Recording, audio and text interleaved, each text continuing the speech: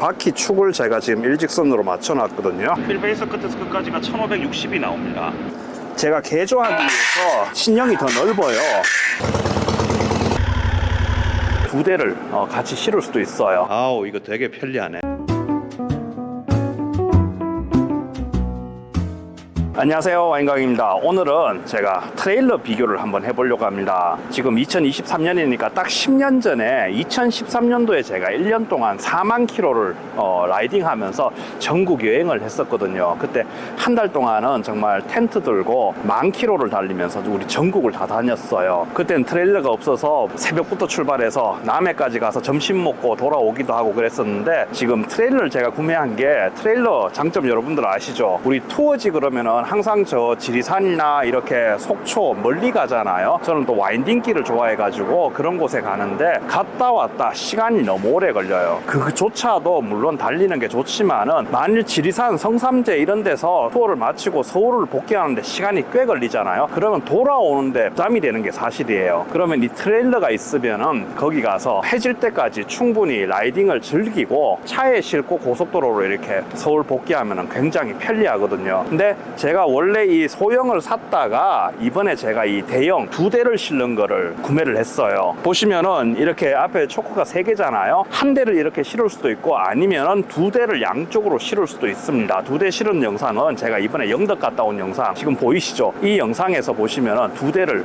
같이 실을 수도 있어요. 제가 오늘 여러분들한테 보여드리려고 오랜만에 이 소형을 가지고 나왔어요. 가지고 나왔는데, 야, 얘가 너무 컴팩트해. 정말 제가 개인적으로 쓴다면은 저는 얘를 쓰고 싶어요. 지금 제가 크기 비교를 해드릴 건데, 얘가 정말 컴팩트하게 실리거든요. 원래는 할리가 실리진 않지만 제가 개조를 해가지고 할리도 실을 수 있게 개조를 했어요. 근데 제가 최근에 얘를 사용을 해보니까 제 목적에는 또 얘가 필요하더라고요. 왜냐하면 제가 박람회 같은 데 갈 때 이 할리와 이 BMW를 둘 다 싣고 가려면은 얘가 있어야 되더라고요. 일단 거두절미하고 먼저 두 개 비교를 한번 해드릴게요.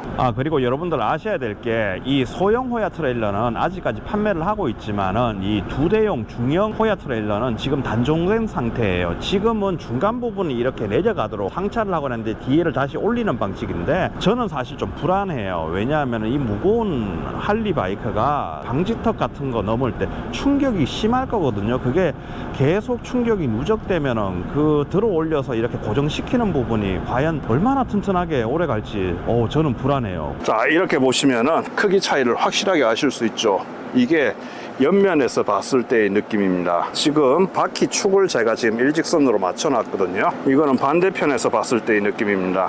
앞을 보시면은 이만큼 차이가 나요. 뒤에도 보시면은 여기서 이만큼 차이가 납니다. 이 소형 같은 경우에는 지금 얘를 이렇게 접었다 폈다 하면서 바이크를 올릴 때는 요만큼 더 나오게 되거든요. 그러면 저렇게 차이가 얼마 없는데, 평소에는 얘를 접어서 이렇게 보관을 하게 됩니다. 되게 편하죠. 차대는 145cm가 나옵니다. 그리고 바퀴 축까지 다 하면은 190이 나와요. 바이크를 실는 이 평판 길이를 한번 볼게요. 그래서 끝까지가 261cm가 나오네요. 저기 끝에서 차랑 연결시키는 이 끝까지 제가 길이를 한번 재볼게요. 거의 5cm가 나옵니다. 길어요. 거기에 이 소형을 보면은 휠 베이스 끝에서 끝까지가 1560이 나옵니다. 그리고 여기 차대폭만 하면은 1020이 나옵니다. 총 길이는 앞에서부터 2750이 나옵니다. 근데 보통 우리가 다닐 때는, 상차를 안 했을 때는 여기 끝까지를 보면은 한 2530 정도 나오네요. 이렇게 봐도 참 크기 차이가 크긴 크다. 그리고 옆으로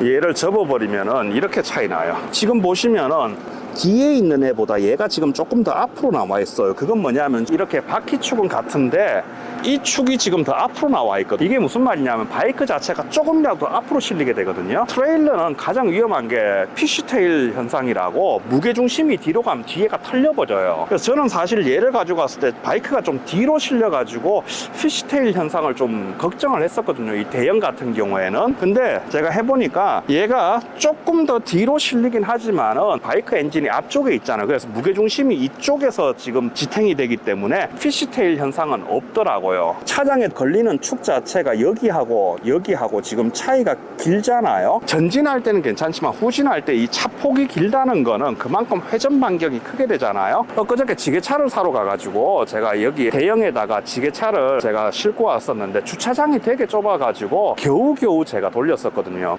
방금 이 리프트 하나 중고로 샀어요. 이 트레일러 대형이 있으니까 얘도 쉽게 이렇게 끌어올려서 제가 지금 구매를 해서 갈 수가 있어요. 아우, 이거 되게 편리하네. 그리고 이 대형을 운전해 보니까 또 좋은 게 대형이 제 이 올란도 차보다 조금 폭이 넓더라고요. 그래서 운전을 하다 보면은 사이드 미러에 얘가 보여요. 근데 소형 같은 경우에는 좌우 사이드 미러에 얘가 안 보여요. 사실 투어를 나가게 되면 얘가 더 컴팩트하고 편리해요. 일단은 용도 자체가 얘가 저한테는 더 맞기 때문에 저는 얘로 사용을 하게 될 것 같고, 이 소형은 조만간에 제가 중고로 판매를 할 예정입니다. 이 두 트레일러의 가장 큰 차이점인 상하차 하는 거 보여드릴게요. 항상 이거는 실을 때 이렇게 찰카닥 소리가 나도록 해야 됩니다. 얘는 딱 잠기죠. 그럼 얘가 체결됐습니다. 그리고 항상 이 안전고리를 옆에다가 같이 걸어줍니다. 그리고 이 등화 장치를 연결을 해줍니다. 자, 이러면은 연결은 다 된 거예요. 그 다음 얘를 풀어줘요. 볼트 3개를. 얘를 제껴주고, 제가 개조하기 위해서 신형이 더 넓어요.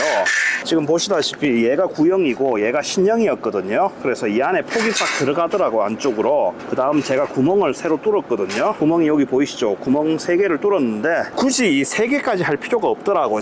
요런 거 볼트 너트 하나로 한쪽만 체결해 주면은 크게 문제가 없더라고요. 너무 꽉 조일 필요도 없어. 그리고 이것도 제가 개조를 했는데 앞쪽에 이렇게 하나를 더 조금 더 길게 했어요. 이런 식으로.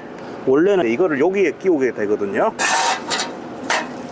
이렇게 딱 끼우면은 뒤쪽으로 나오게 되거든요. 그리고 이걸 한 번은 제가 하는데 이게 밀리더라고요. 벗겨져 가지고 나온 적이 있었거든요. 그래서 이 너트를 한쪽을 항상 살짝 채워줍니다. 안 빠져나오게.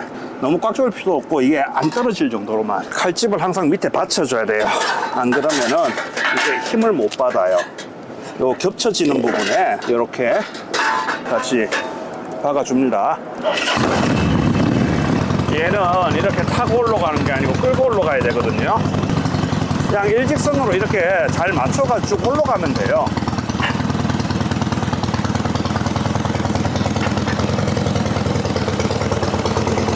요쯤 왔을 때 멈추고 내가 밟고 올라가서 앞으로 또 가시면 돼요. 이러고 끄시면 돼. 그리고 세우실 때 항상 이 발판은 내려놓고 하세요. 이 상태에서 발판 때문에 이쪽은 안 넘어오니까 무게중심이 살짝 이쪽으로 돼 있어요. 그 다음 저쪽으로 안 넘어가게끔만 일단 먼저 이쪽을 잡으세요. 자, 이쪽 잡혔잖아요. 이제 이래 놓으면은 안전해요. 좌우로 넘어갈 일이 없거든요. 우리 베코는 안전하게 체결이 됐습니다. 예전에는 제가 여기 3개씩 6개를 했었거든요. 근데 움직여 보니까 앞쪽으로 1개, 뒤쪽으로 1개 하면 충분한 것 같더라고요. 이 소형에 비해서는 이 대형이 싣고 내리기에는 확실하게 편해요. 여기 이렇게 고리가 있거든요. 얘를 제껴주고 빼주고, 반대편도 고리를 빼주고, 번호판 옆에를 보면은 이렇게 제끼는 게 있거든요. 이걸 내리면서 딱 빼주고, 이쪽도 내려주면은 번호판은 이렇게 제껴집니다. 그 다음 여기 손잡이가 있잖아요. 이 손잡이를 잡고 뒤로 쭉 당기면 돼요. 짜잔. 이렇게 발판이 뒤로 쭉 빠지게 됩니다.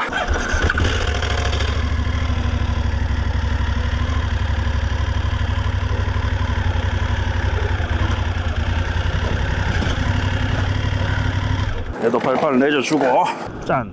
이렇게 얘가 중심을 잡고 있어요. 지금 이쪽은 발판을 내려놨거든요. 그래서 오른쪽으로만 안 넘어지면 되잖아. 그러면은 왼쪽부터 먼저 고리를 체결을 해주면 됩니다. 왼쪽은 살짝 걸렸어요. 그 다음 오른쪽도. 자, 일단 걸리긴 다 걸렸어요. 얘를 다시 넣어줘야겠죠. 자, 이러면은 체결 완료입니다. 이번에는 이 소형 바이크 세우는 걸 한번 보여드릴게요. 이 트레일러를 제가 샀던 첫 번째 이유 중에 하나가 얘를 세워서 보관이 가능해서 제가 이거를 선택했거든요. 왜냐하면은 이 트레일러가 주차자리 한 대를 차지하면은 아파트나 이런 건물 같은 데서 다른 입주민들이 컴플레인 들어오는 경우가 되게 많이 있어요. 제가 이 2대용 샀던 것도 원래 원주인분이 아파트 입주민분들이 컴플레인을 건다고 해서 어쩔 수 없이 판매를 하셨던 거거든요. 제가 이거 세우는 거 한번 보여드릴게요. 자, 우리 보시면은 이 번호판을 먼저 제껴줘야 됩니다. 여기 끝쪽에 누르는 게 있거든요. 양쪽을 이렇게 누르고 제끼시면은 번호판이 뒤로 이렇게 제껴집니다. 그래서 세우실 때는 이렇게 번호판을 안쪽으로 집어넣고 하셔야 돼요. 자, 그 다음 보시면은 간단해요. 이렇게 해서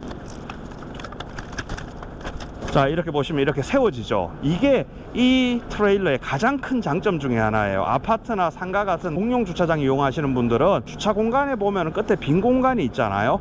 그럴 때 이렇게 세워서 보관하시면은 보관하는데 스트레스가 굉장히 적으십니다. 남자분 한 명 정도 혼자 있으시면은 이거 충분히 올리실 수 있으시거든요. 자, 이번엔 내려볼게요.